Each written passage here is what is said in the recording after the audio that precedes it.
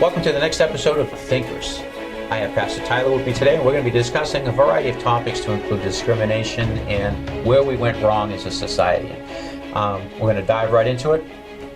Look forward to having you.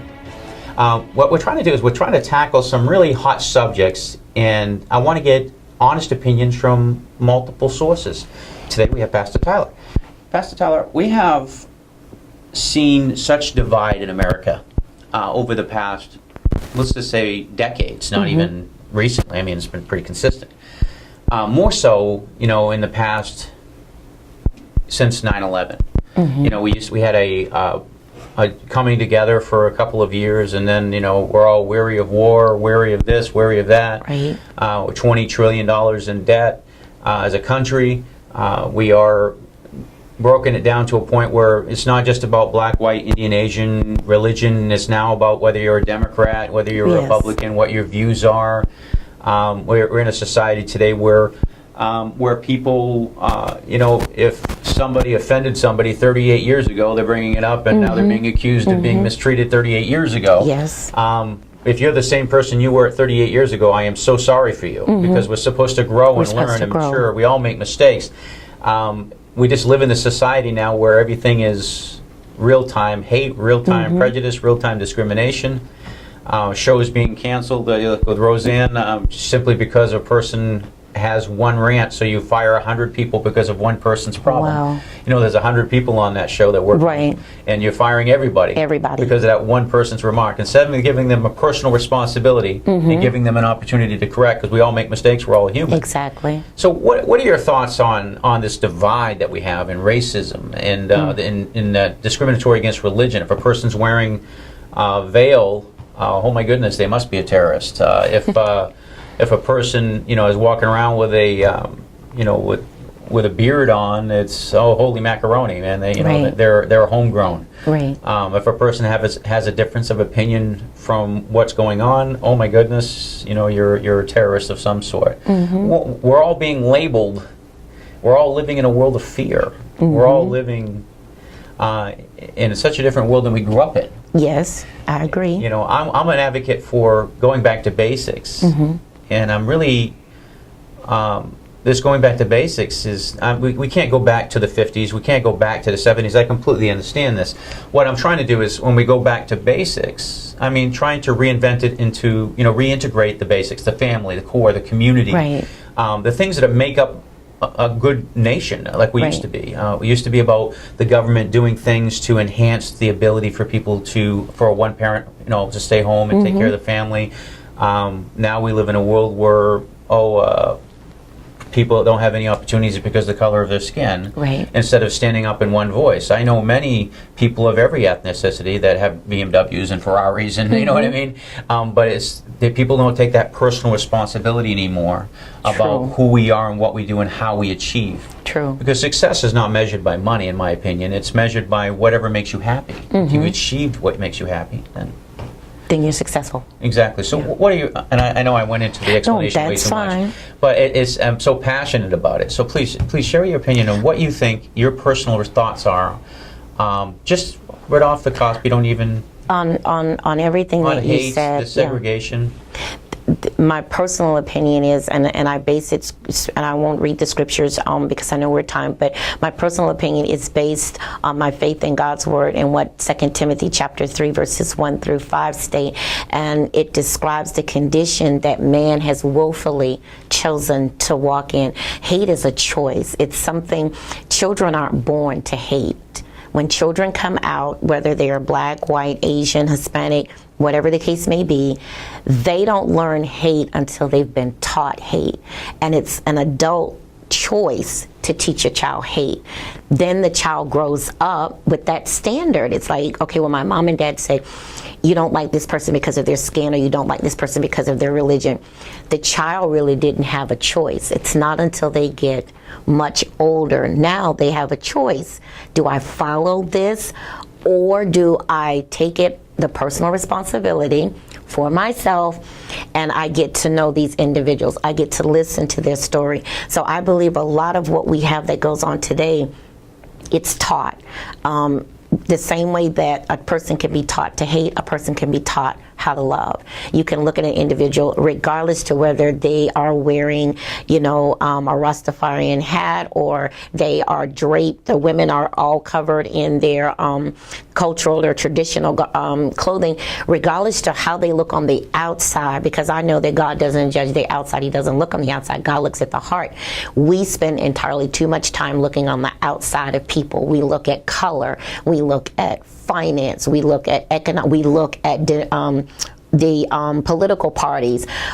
And then on top of that, man is selfish. If it's not benefiting me, then I'm not going to worry about it. It's me, myself, and I. The saying was, it takes a village. I heard it a little bit earlier from the technician, that it takes a village to raise children. I grew up like that. Aunts and uncles and cousins, grandmothers, grandparents, we all grew up together. When one struggled, everybody struggled. When one was successful, everybody was successful. That's how the Chandlers raised us. In this day in society, it's not that way. You can literally have siblings that part and fuss and fight, and for years they won't speak to each other. And as you said, we were talking before you started, there are people that are holding grudges. They're holding grudges out of a choice. It's a choice they make, and the person who hurts the most is the one holding the grudge, because other people have moved on. And I agree, if you haven't changed in 10 years, it's not the person's fault that wounded you, it's your fault, because you won't let it go. And the Bible says that if we know we've brought an offense, we should correct it. So if I offended you and you bring it to my attention, I need to apologize. And then we both need to agree that it's done and over with. But our society is no longer like that. Our society is, if I can hate you and get away with it, I'm going to do it. I don't have to. Listen, I will tolerate you as long as I have to tolerate you. But then when I don't have to be bothered with you, I'm not. And that's a sad commentary. But I believe our country made the mistake, and I probably will be disliked for that, but this is my personal opinion. Our country made our mistake when we forsook what we said we stood on when America was founded. In God we trust. That's my personal opinion. So when we took God out of everything, we're taking God out of schools, God out of everything, and I can't agree with you more, because we took God out of schools in 1995, 96, somewhere in that ballpark area. Mm-hmm. Don't quote me on the specific time. But since then, 96, 98 is when all the mass school shootings on a regular basis happen. Yes. And we took all of these. Is that the only factor? Of course not. Right. But we took the society, we took, what my personal belief is, we took personal responsibility out of life. Yes. Instead of me being accountable for if somebody mistreated me, I bring it to them immediately. All of a sudden I'm being hailed as brave because I bring it to you 38 years later, quite literally. I see all of these things. I'm not discrediting the things that people do to people, but I'm not going to hail you as being brave for bringing it up 30 years later. Right.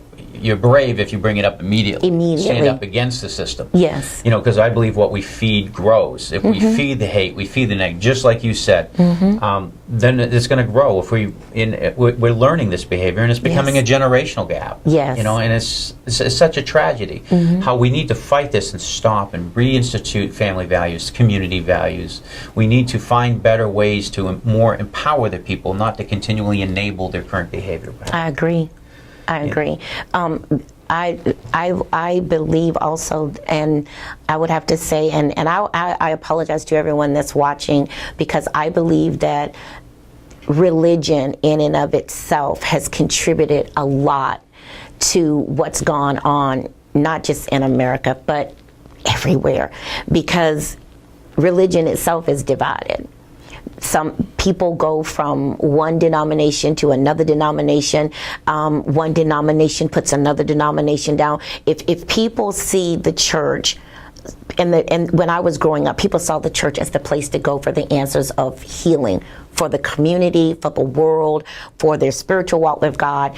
God was the answer. The church was the answer for healing. But when we began to preach against political parties and throw stones at other denominations and throw stones at other people's customs and what they eat and don't eat and what you wear and don't wear, we begin to perpetuate that problem even more. I mean, we begin to allow the things from the world to enter into what was supposed to be sacred and holy, and a place where we're supposed to get ourselves together right with God, take personal responsibility, but we didn't. What we did is we started making excuses. Well, this behavior is okay and acceptable, and well, it's all right because, you know, they're not bothering us, and as long as they're not bothering us.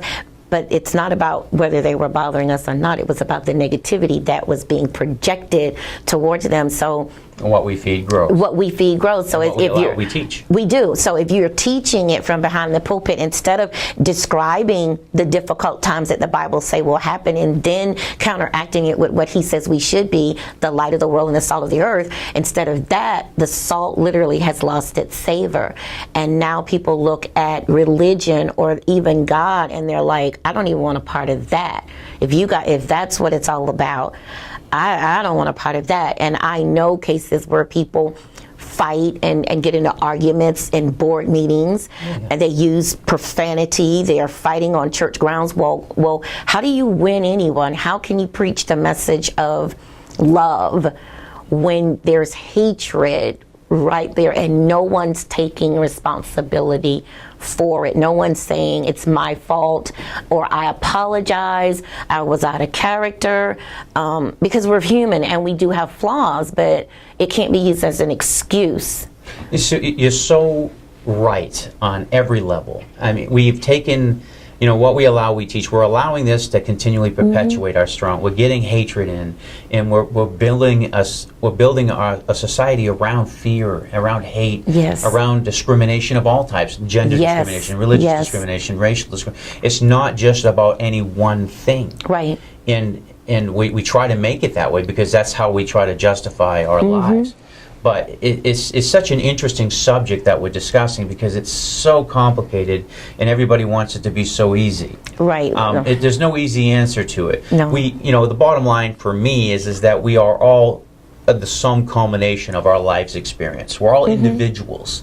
All of our opinions, choices, and beliefs come upon our life's journey, our Right. individual life's journey. Right. And when we try to lump everybody into a number one with a Coke, supersize me, we try to put everybody into simple little categories.